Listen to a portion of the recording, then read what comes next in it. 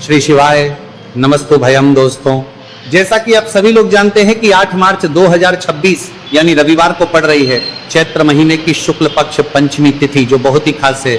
और दोस्तों, ये वो तिथि है जो कि चैत्र महीने में रविवार को पड़ रही है। दोस्तों, इसी दिन किया जाने वाला पंडित जी द्वारा बताया गया एक लाल फूल और एक सफेद फूल वाले उपाय आप लोगों को जरूर करना चाहिए, क्योंकि दोस्तों ये एक ऐसा उपाय है जो कि हर दिन नहीं किया जाता।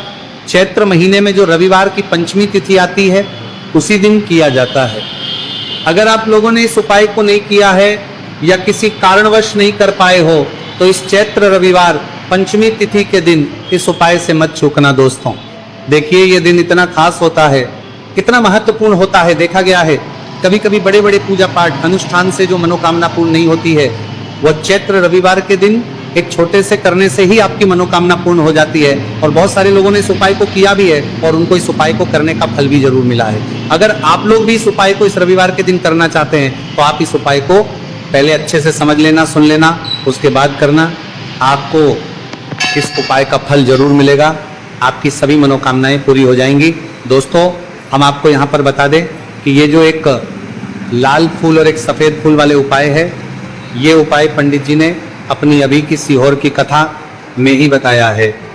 उपाय को करने से आपके घर में चाहे किसी भी प्रकार की दुहक और समस्या क्यों ना चल रही हो, आपको उसका कारण भी नहीं पता है कि भाई ये समस्या किस कारण से चल रही है, उसका कुछ भी कारण हो सकता है, जैसे पितृदोष हो सकता है, कालसर्प दोष हो सकता है, या किसी भी तरह का मंगल दोष भी हो सकता है, और भी बहुत तरह के दोष होते हैं, कुछ भी हो सकता है। पर आपको इस उपाय को करने के लिए अपने दोष को पता लगाने की भी जरूरत है। आपके घर में किस कारण से इतनी दुख और परेशानी आ रही है वो भी आपको पता लगाने की जरूरत नहीं है। बस रविवार को पंचमी तिथि के दिन इस उपाय को कर लेना है, क्योंकि इसी एकमात्र उपाय को करने से आपके पूरे घर परिवार में सुख और शांति हो जाएगी। आपके घर में अच्छे अच्छे काम होने लगेंगे, आपकी जो भी मनोकामना होगी वो भी धीरे धीरे करके पूर्ण होना शुरू हो जाएगी।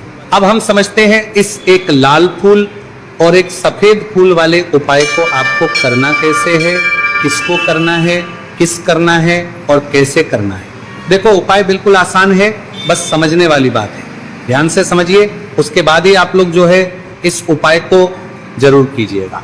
सबसे पहली चीज हम लोग ये समझते हैं कि इस एक लाल फूल और एक सफेद फूल वाले उपाय को इस आने वाली रविवार पंचमी तिथि के दिन किसको करना है।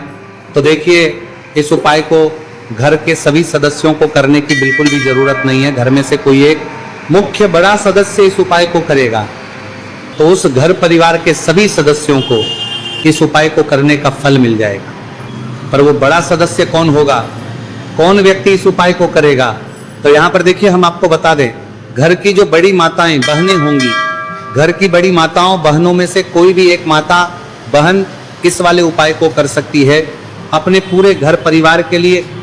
घर में सभी सदस्यों को इस उपाय को करने की जरूरत नहीं है, मात्र घर की जो माताएं बहनें हैं उनमें से कोई भी एक माता बहन इस वाले उपाय को करेगी तो उसके घर परिवार के पूरे सदस्यों को इस उपाय का फल मिलेगा। अगर किसी कारणवश माताएं बहनें घर में उपस्थित ना हो या वो इस उपाय को ना कर रही हो, कुछ दिक्कत हो, तो भाई उस जगह पर फिर घर का कोई बड़ा व्यक्ति भी इस उपाय को कर सकता है। माताओं बहनों के कहने का मतलब ये था कि माताएं बहनें घर की लक्ष्मी होती है। जब घर की लक्ष्मी कोई उपाय करती है तो निश्चित ही भगवान शिव जी जल्दी प्रसन्न होते हैं और उपाय का फल में बहुत जल्दी और बहुत बड़ा करके भी यहाँ पर देते हैं। तो आप लोग ये बात समझ गए होंगे। अब हम ये बात समझते हैं कि इस वाले उपाय को हमें करना किस समय है। एक लाल फूल और एक सफेद फूल वाले उपाय को हमें पंचमी तिथि के दिन करना किस समय है। तो देखिए, इस उपाय को करने का जो समय है, सुबह का समय भी है और शाम का समय भी है। अब देखिए, यहाँ पर हम मुख्य रूप से सुबह का समय नहीं बोलेंगे, क्योंकि देखिए ये जो पंचमी तिथि है और आप सभी लोग जानते हैं रविवार पंचमी तिथि के दिन का प्रदोष काल का मतलब शाम का जो समय होता है ना, इस दिन भगवान शिव जी का सबसे प्रिय दिन होता है। तो आप लोग इसे एक लाल फूल एक सफेद फूल वाले उपाय को सुबह के समय भी कर सकते हो और शाम के समय प्रदोष काल में भी कर सकते हो। सुबह के समय अगर कर रहे हो तो 10 या फिर 11 बजे तक भी अगर उपाय करोगे तो भी आपको उपाय का फल मिलेगा। वही अगर शाम के समय कर रहे हो तो इस दिन जरूर शाम के समय का ध्यान रखना कि शाम के 6 बजे से लेकर 7 बजे के बीच में अगर आप इस उपाय को कर सकते हो तो बिल्कुल कर लेना, पूरी कोशिश करना। पर अगर किसी कारणवश इस समय के बीच में ना कर पाओ तो रात 8 बजे तक भी अगर आप उपाय को करोगे तो आपको उपाय का फल जरूर मिलेगा। ये बात आपको समझ आ गई कि आप इस उपाय को सुबह और शाम दोनों समय कर सकते हो। मतलब करना आपको एक ही समय है। घर में से किसी एक ही बड़े व्यक्ति को करना है, एक ही बार इस उपाय को करना है, दोनों समय नहीं करना है। आपको जो समय अच्छा लगे आप उस समय पर इस वाले उपाय को कर सकते हैं। तो चलिए जानते हैं इन विशेष उपायों के बारे में। लेकिन उससे पहले जो भी मेरे भाई मेरी प्यारी बहनें आज चैनल पर पहली बार आए हैं या मेरी आवाज आज पहली बार सुन रहे हैं, अगर आप भी महादेव के सच्चे भक्त हैं तो वीडियो को लाइक और चैनल को सब्सक्राइब जरूर कर लें और कमेंट बॉक्स में लिखें हर हर महादेव देखो। अब सबसे पहली बात आती है कि इस उपाय को हमें करना किस लिए है। जैसा कि हमने अभी आपसे बोला कि इस उपाय को करने के बाद आपके जीवन में बहुत सारी खुशियां आएंगी, आपकी मनोकामनाएं पूर्ण होंगी, आपकी धन की समस्या दूर होगी, आपकी पैसों की समस्या दूर होगी।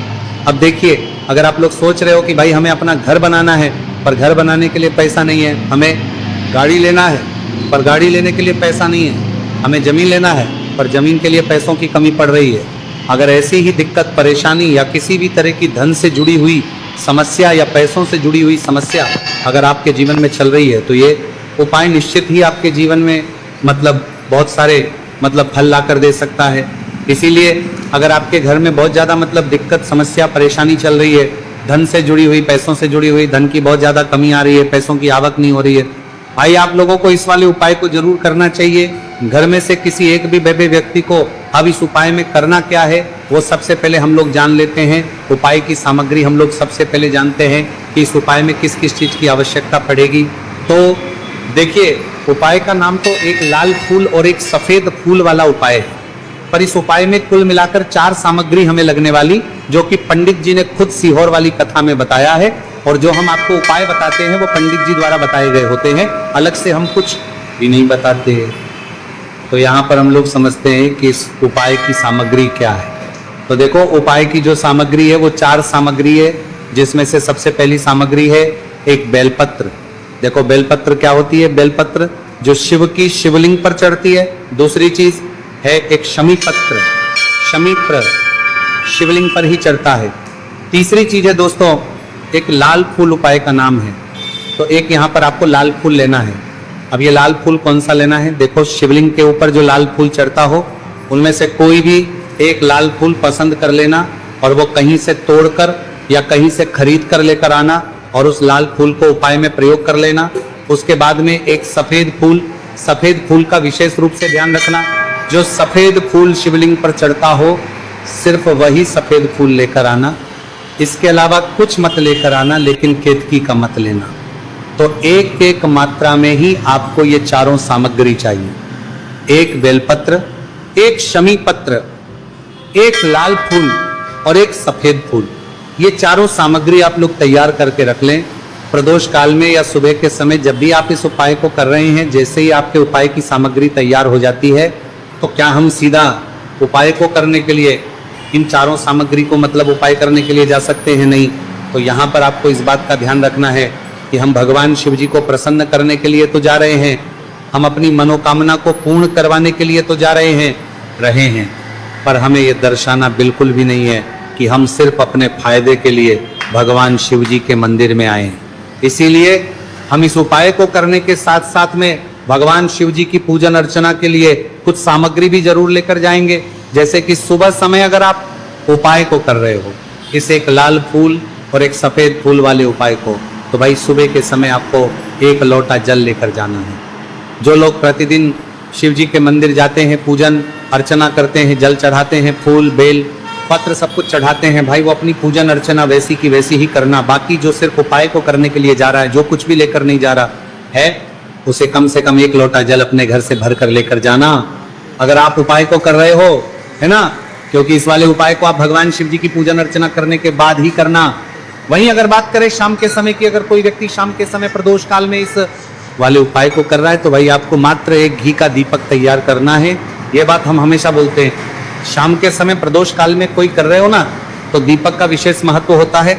रविवार, पंचमी तिथि दिन का प्रदोष काल में जो भी व्यक्ति दीपक जलाता है ना, भगवान शिव जी के मंदिर में भाई उसके जीवन से सारी दुख और परेशानियां भी दूर होती है। तो भाई इस दिन दीपक का विशेष रूप से ध्यान रखना आप लोग। अगर आप इस उपाय को शाम के समय प्रदोष काल में कर रहे हो, है ना, ये जो दीपक आप लोगे ये आटे का लोगे।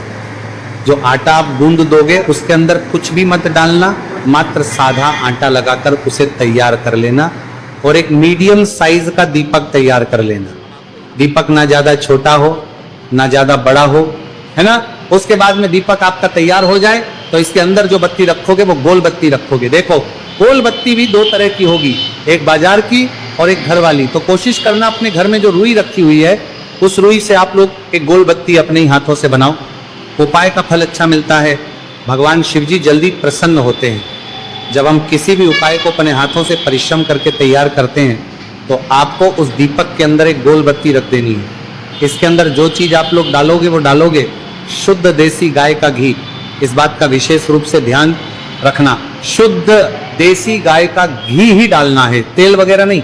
आज के दिन तो मत डालना, रविवार पंचमी तिथि के दिन, क्योंकि भगवान शिव जी का सबसे प्रिय दिन और प्रिय समय पर हम लोग इस वाले उपाय को कर रहे हैं। तो थोड़ा सा शुद्ध गाय का घी इतना डालना कि वो दीपक कुछ समय तक चल सके। ना बाजार वाला मिलावटी घी डालना, ना भैंस का घी डालना, शुद्ध देसी गाय का घी।